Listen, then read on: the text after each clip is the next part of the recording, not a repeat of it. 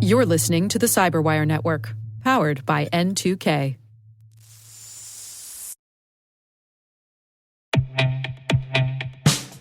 What's the one thing in business that's spreading as fast as AI? AI risk. Every new tool your team signs up for, every vendor that turns on AI features, every new integration, each one is an opportunity for something to go wrong. And most security programs weren't built for AI's pace of growth. Enter Vanta.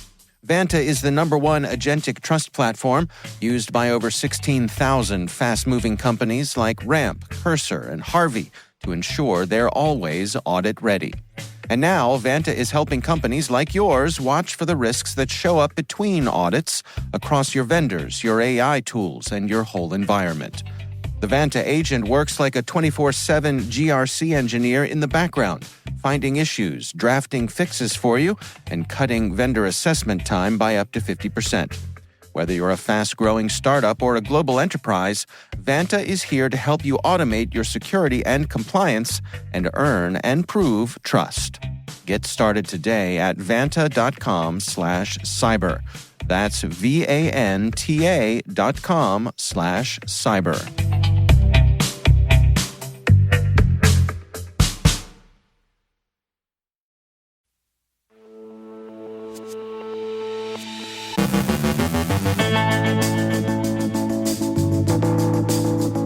Meta settles. Australian police arrest 2 alleged Team PCP members.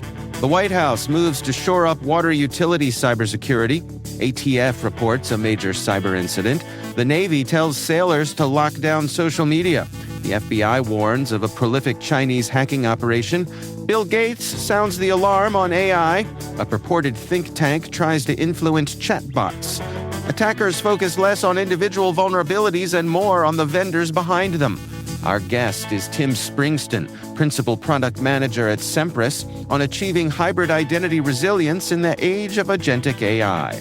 And Meta pumps the brakes on going AI native.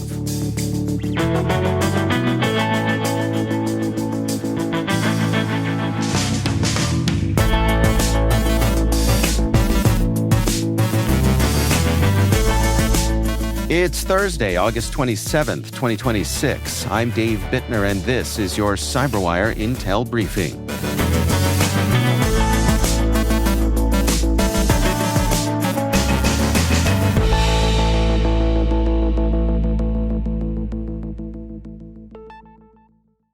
Thanks for joining us here today. It's great, as always, to have you with us.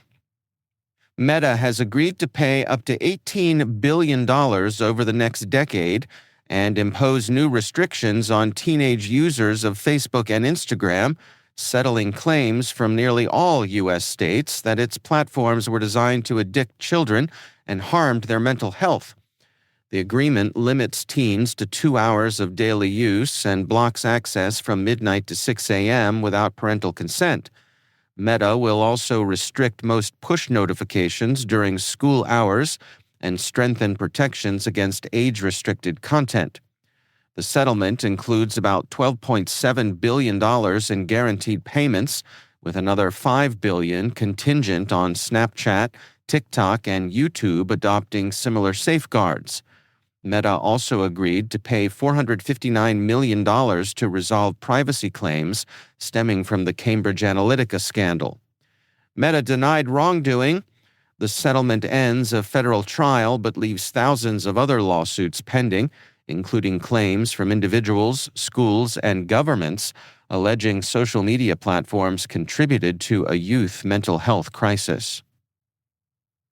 Australian federal police have arrested 2 Western Australian men, aged 21 and 23, accused of involvement with Team PCP, the cybercrime group linked to an extensive campaign of software supply chain attacks and data extortion.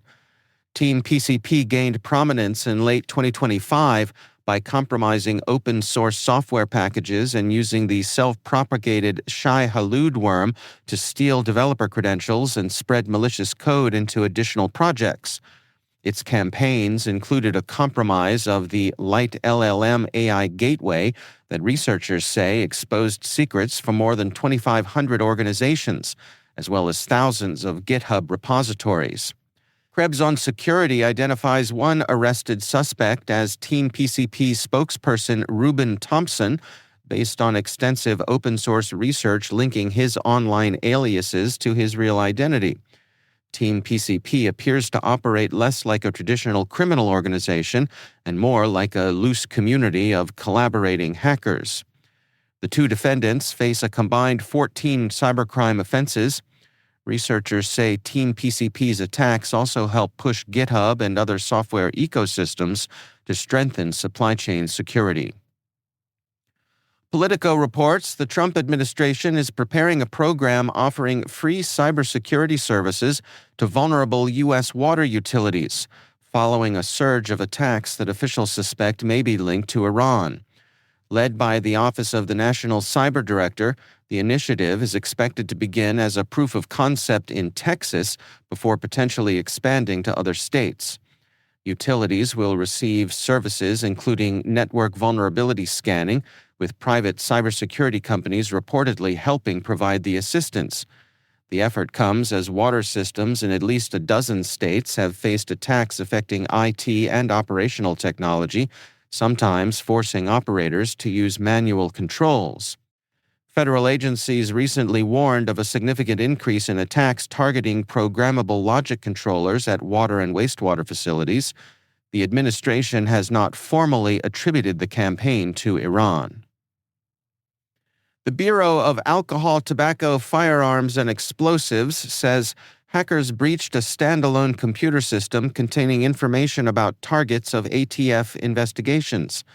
The agency has designated the incident a major incident under federal guidelines. The Keelan ransomware group added ATF to its leak site Wednesday, but did not publish samples of allegedly stolen data.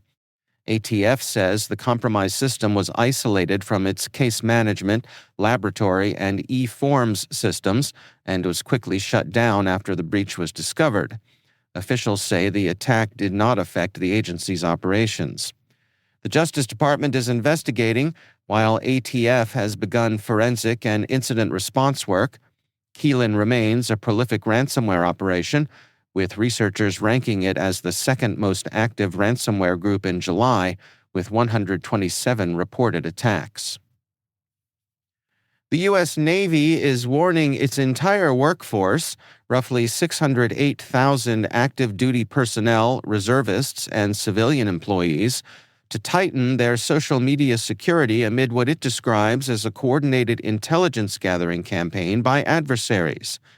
In a new bulletin, the Navy advises personnel and their families to enable privacy settings and remove information linking them to the service or revealing locations and routines that could be exploited.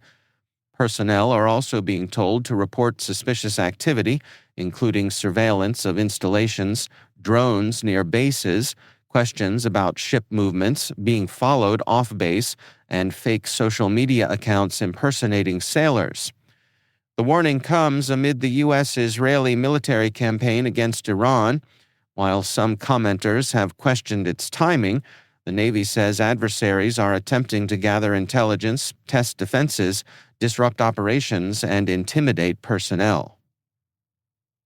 The FBI is warning that a sophisticated Chinese hacking group known as QTFI has spent years targeting U.S. government agencies and critical infrastructure, including defense contractors, communications providers, financial institutions, and universities. The group uses a custom ecosystem of tools, including QScan, a platform for identifying and exploiting vulnerable systems, and QT Router, which routes malicious traffic through compromised IoT devices to obscure its origins. In 2024, QTFI reportedly exfiltrated data from more than 300 organizations after exploiting a checkpoint quantum gateway vulnerability. The FBI attributes QTFI to a Chinese company linked to PRC cyber operations. U.S. authorities announced Wednesday that they had disrupted QScan and QT Router. Agencies are urging organizations to patch systems, isolate critical infrastructure from edge devices, hunt for compromise, and audit applications for exposed credentials. Microsoft co-founder Bill Gates is warning that artificial intelligence could usher in one of the most turbulent periods in human history unless governments act quickly to manage its risks. In a new essay, Gates argues that rapidly improving AI could replace humans across many tasks, causing widespread job losses, economic disruption, and greater inequality. Gates says global efforts to prepare for the transition are inadequate and suggests policies including taxes on AI usage and robots that replace workers. Revenue could support retraining programs and stronger safety nets. He also proposes reserving some roles, including caregiving and certain medical work, for humans. University of Washington computer science professor Oren Etzioni agreed with Gates's concerns, but questioned some proposed solutions, particularly taxing AI tokens. He warned that slowing U.S. development could also put American companies at a disadvantage against foreign competitors. A website presenting itself as the Hanover Institute for Public Policy has published more than 500,000 words of pro-Israel content designed in part to influence how AI chatbots answer questions about Israel and Gaza, according to The Guardian. The purported think tank has no apparent legal entity, physical address, named staff, or report bylines. Its articles resemble neutral academic research, but consistently frame disputed issues in ways favorable to Israel. The site was built using technology marketed to help content get cited by AI systems. Piro Incorporated, the U.S. company behind the site, registered the material under the Foreign Agents Registration Act as work for the Israeli government. The effort is part of a broader, multi-million-dollar public diplomacy campaign involving several contractors. Researchers warned such techniques could influence not only chatbot search results, but eventually AI training data, potentially shaping responses without users knowing the original source. Joint research from Sentinel-1 and Tenable suggests attackers are concentrating on particular technology vendors and product lines rather than individual vulnerabilities. Comparing exposure and runtime detection data, the companies found a 79% overlap in targeted edge device vendor surfaces, but only 21% overlap among specific vulnerabilities. The researchers argue that defenders should prioritize what Tenable calls persistently targeted vendors, product lines that repeatedly attract attackers even as individual CVEs change. 12 vulnerabilities were exploited independently by both state-sponsored and ransomware actors, while more than half of organizations using F5 products had at least one exposed, actively exploited vulnerability. Citrix customers had the slowest medium remediation time at 461 days. The findings suggest organizations should combine vulnerability remediation with attack surface reduction and behavioral detection, particularly as AI accelerates vulnerability discovery and exploit development.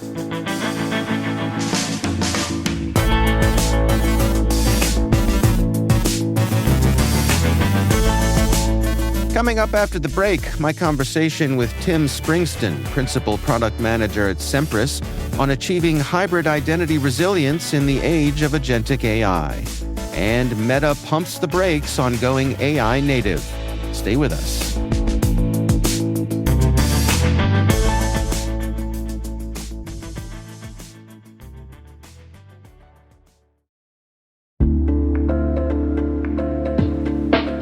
AI is transforming the way organizations work. But what happens when we rely on it so much that we begin losing the human judgment and context that make good decisions possible? I recently sat down with Johnny Hand from Trend AI, and he made an important point about what we risk when we offload too much AI.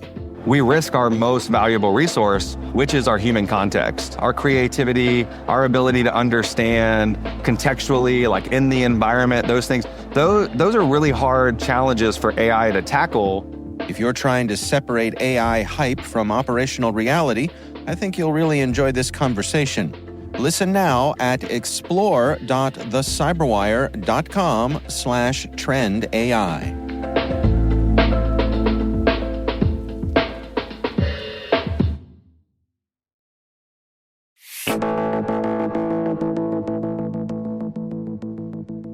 Tim Springston is Principal Product Manager at Sempris, and in today's sponsored Industry Voices conversation, we discuss achieving hybrid identity resilience in the age of agentic AI. Hybrid identity it's not a new concept. It's been around as long as on-premise identity has been. Active Directory in 2000 was the start of it. It became hybrid from Active Directory typically when Microsoft and others started to have this concept of cloud. And in order to gain access to cloud resources via Office 365 and other services, you had to be able to sign in, and you wanted to sign in with just a single identity. Well, you already had the one on premise in Active Directory. Why don't we have it be hybrid? And so you ended up in this hybrid scenario where you have a copy of the same identity and the same user sign in and the same access controls across two different identity stores. That's what makes it hybrid. So what does a typical hybrid identity environment look like today? The most common hybrid environment is Active Directory, whether it's hosted on virtual appliances or virtual Windows in whatever cloud infrastructure, and Intra ID or Okta. This is, again, part of that gain access to Office 365. And I'll often say to organizations, if you don't know if you're hybrid, answer a couple questions. One of them is, do you have Active Directory on premise? Do you synchronize those identities to the cloud so that you can get access to Office 365? If the answer to those two things is yes, you're almost there. The third one is, do the users sign in with one user principal name, one username? If that third one's yes, then you're hybrid. I know you describe these environments today as more of a mesh than being a simple synchronization path. What has prompted that change, and why are organizations ending up with these multiple interconnected identity providers? It's typically the business processes that have driven it. It's more of a mesh nowadays because there are more services that synchronize between organizational identities. So it's not just that I have Active Directory, for example, not just that I have Office 365, which means I have Intra ID and or Okta. It's also that I have other services where identities are created. Perhaps I have a provisioning service that synchronizes from some like Workday or other identity provisioning service or HR service into the cloud, and thus down to Active Directory or directly to Active Directory and up to the cloud. And so mesh is kind of a strong term because it implies there's a line between everything. In reality, it's just kind of like a complex spider web, right? Okay. Well, as these become more interconnected, what kinds of challenges does that create for the defenders out there? Oh, so many. So the big challenge is, where does one identity begin and when does it end? And in many cases, it ends up being even more complex than that. It's not just where does it begin and where does it end in terms of updating and creation and maybe pruning those identities, but it also becomes what ingredients come from which identity stores. So like I could say it's created in Active Directory, for example, but it gets some memberships and access and resource access and app access in Okta or in Intra. Or maybe it's created an HR service and it gains all these things through several different identity providers. That's where the complexity comes in, because without truly understanding where all those ingredients come in, putting them back is hard, and detecting those changes is hard. What is the status for most organizations in terms of having visibility into all of those tendrils? I think the larger organizations now have an awareness of what identity stores they have. For the most part, organizations understand the dependencies and have a rough idea of the flow. Understanding it holistically, start to finish, and being able to view it secure it and troubleshoot it if it goes wrong between those, or heaven forbid, restore it after an incident. That's a place where it's kind of almost a frontier. I know one of the themes in your research is this idea of resilience versus prevention, and perhaps resilience is becoming the more important goal for identity security. Can you unpack that for us? Sure. Prevention doesn't go away. Prevention has been the key theme in security for as long as there's been security outside of even cybersecurity. I think the challenge is that resilience is becoming more important given the fact that all of these underpinnings, all this complexity is getting highlighted with the advent of agentic AI and the use of agentic AI for threat actors and now for defenders. So it's kind of put an accent on how do I understand that? How do I deal with it, in terms of hybrid identity? And how do I put things back? It's not just, can I secure it? Can I prevent, things from getting changed by a threat actor or a malicious insider? It's more about, can I actually be resilient in the face of this problem, which we know will occur? What specifically are we seeing with agentic AI in terms of the challenges that it's presenting to the defenders out there? It's democratizing threat actors' access, right? It used to be, you'd have people sharing, maybe they'd come together, bad people wanting to do bad things. They would come together and they would share techniques, share tools, and mutually kind of gain expertise that way. They don't have to do that now. With agentic AI, they can train an agent to do specific actions and do it repeatedly and do it well. It's like really, really awful, nasty interns who do a great job, right? And they can have a whole bunch of them. And so that's the part that is kind of changing things. And so when I say, listen, you can't really think about it as just security controls and putting the security controls back. You have to think about this holistically, about putting a whole identity back. And that's hard. And I think agentic AI has a place on the defender side, for sure. And we're in early thinking on, for my part, on how we do that, in a concerted way, like with all the tools at your disposal. How does agentic AI help you? Are there areas where you feel like the defenders still have an advantage? Yeah, I think they do. I think that if you start with insights and clarity on what is important to your organization, tools will help with that. Some dedicated time sitting down and looking at those tools, looking at your environment, having the business conversations with everybody in the business. If you're like a healthcare provider, patient intake's important. What's the patient intake app, right? Service that's important for us to understand. How do we understand the patient info? We need to maintain access to that. So identifying what those things are and making sure that all of the systems, the identity systems that support access to and authorization to those things are known, and you've documented how to restore the access and restore the working order of those things. That's a critical step. That puts you, even with threat actors out there, that puts you a step ahead. Because if you identify what's important to your organization, the next small step is get the tools to be able to put them back. And then you're a step ahead. So you might have somebody interrupt your little journey, but they're not going to bring you down. What about organizations that have complex hybrid environments? Are there common mistakes that you see organizations making when they're planning out their identity resilience? I think the biggest mistake is not understanding that it is in fact hybrid. It can seem kind of silly to be talking about this kind of 20 years in almost from hybrid becoming kind of prevalent.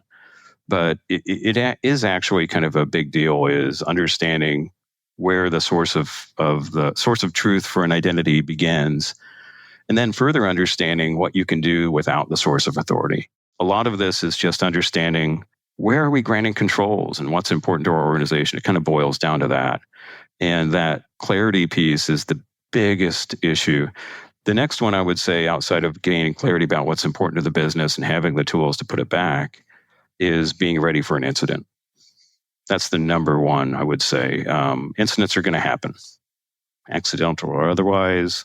It's just going to happen. Being able to deal with the incident, having all of the documents that you hopefully have comprised beforehand at your fingertips, knowing how to contact and having methods to contact all the team. If your Teams or Zoom or whatever is down, that's critical stuff. That's probably the sort of corollary place where you have to devote some energy. It's a really interesting insight. It reminds me of, I suspect many of my coworkers have no idea what a phone tree actually is, right? That's true. Yeah, it can happen. Yeah. Where do you suppose we're headed here over the next few years? How do you anticipate this is going to play out? What I think is going to happen is agentic AI is going to, I said the word democratize, is going to make it really available for more advanced attacks, things that we've been kind of worried about happening. Like, everybody's like, I wonder if they do this. I wonder if they do that. I think those harder things to accomplish in terms of breaching security and overcoming security controls, I think they're going to become more prevalent, particularly in the identity space. So I think that's one part of it. I think the second part of it is the urgency of using agentic AI for defenders is going to become equally important. And agentic AI is a tool that must have information. It must have specific guidance. It must have specific tools to accomplish its job.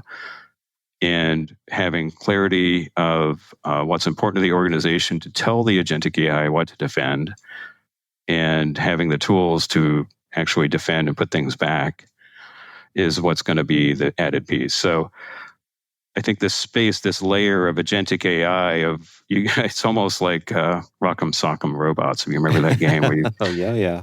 So here's two, we have a defender and attacker, and we're all going to have our agentic AIs working together. But you still have to know what the right techniques are and what to protect. That's Tim Springston from Sempris.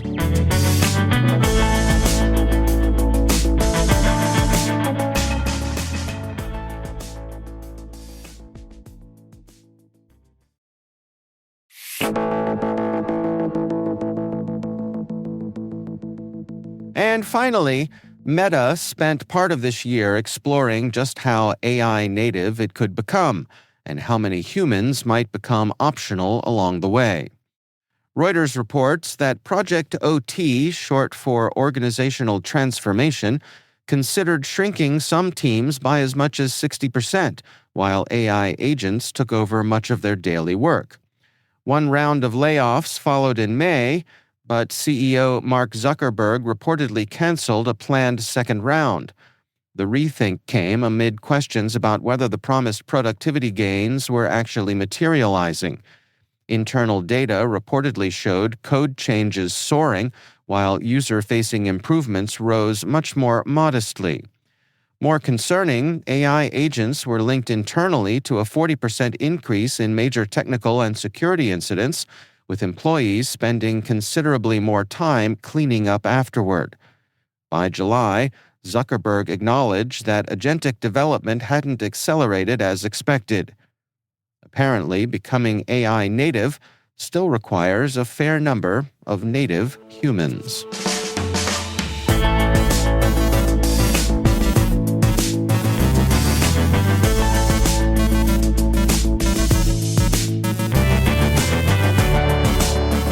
And that's the CyberWire. For links to all of today's stories, check out our daily briefing at thecyberwire.com. We'd love to know what you think of this podcast. Your feedback ensures we deliver the insights that keep you a step ahead in the rapidly changing world of cybersecurity. If you like our show, please share a rating and review in your favorite podcast app. Please also fill out the survey in the show notes or send an email to cyberwire@n2k.com. N2K's lead producer is Liz Stokes. We're mixed by Trey Hester with original music and sound design by Elliot Peltzman. Our contributing host is Maria Vermazis. Our executive producer is Jennifer Iben. Peter Kilpie is our publisher, and I'm Dave Bittner. Thanks for listening. We'll see you back here tomorrow.